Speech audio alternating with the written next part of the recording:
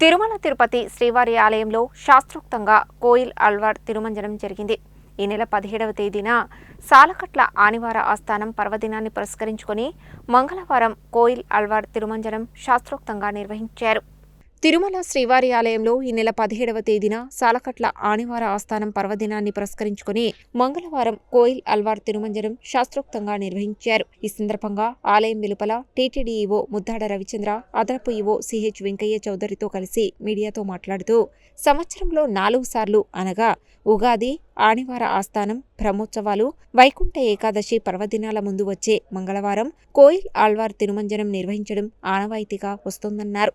ఈ సందర్భంగా ఆనంద నిలయం మొదలుకొని బంగారు వాకిలి వరకు శ్రీవారి ఆలయం లోపల ఉప దేవాలయాలు, ఆలయ ప్రాంగణం, పోటు, గోడలు, పైకప్పు, పూజా సామాగ్రి తదితర వస్తువులను నీటితో శుభ్రంగా కడుగుతారని చెప్పారు. కాగా స్వామివారి మూల విరాట్టును వస్త్రంతో పూర్తిగా కప్పి ఉంచి శుద్ధి అనంతరం నామకోపు, శ్రీచూర్ణం, కస్తూరి పసుపు, పచ్చాకు, గడ్డ కర్పూరం, గంధం పొడి, కుంకుమ, కిచిలిగడ్డ తదితర సుగంధ ద్రవ్యాలు కలగలిపిన పవిత్ర పరిమళ జలాన్ని ఆలయమంతటా ప్రోక్షణం చేస్తారు. ఆ తరువాత స్వామివారి మూల విరాట్టుకు కప్పిన వస్త్రాన్ని తొలగించి ప్రత్యేక పూజ, నైవేద్యం కార్యక్రమాలను అర్చకులు శాస్త్రోక్తంగా నిర్వహించారు. అనంతరం భక్తులకు దర్శనం ప్రారంభించారు. ఈ సందర్భంగా అష్టదళ పాద పద్మారాధన సేవను టీటీడీ రద్దు చేసింది. ఈ కార్యక్రమంలో TTD JEO doctor A Sharath, CVSO Muralikrishna, deputy EO Lokanatham, పలువురు బోర్డు సభ్యులు, ఇతర అధికారులు పాల్గొన్నారు.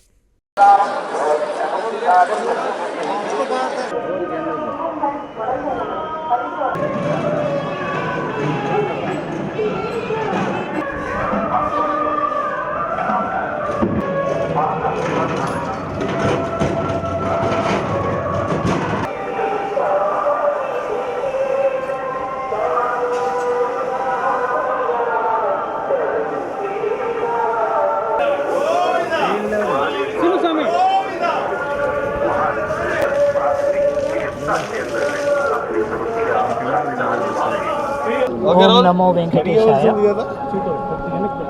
మన ఆచారం ప్రకారం ప్రతి సంవత్సరం 4 సార్లు ఆలయాన్ని శుభ్రపరచుకునే కార్యక్రమం ఉంటుంది. దాన్ని కోయిల్ అల్వార్ తిరుమంజనం అంటాం. ఉగాదికి ఈ సంవత్సరం మొదటిసారి చేసుకున్నాం. ఇప్పుడు ఆనివార ఆస్థానం సందర్భంగా చేస్తున్నాం. తర్వాత బ్రహ్మోత్సవాల ముందు ఇంకొకసారి వైకుంఠ ఏకాదశి ముందు చేయటం జరుగుతుంది. సో అందరూ ఆలయ సిబ్బంది, బోర్డు మెంబర్స్ అందరూ ఆధ్వర్యంలోన టెంపుల్ సిబ్బంది శుభ్రపరుస్తున్నారు. సో ఆచారాన్ని ఈరోజు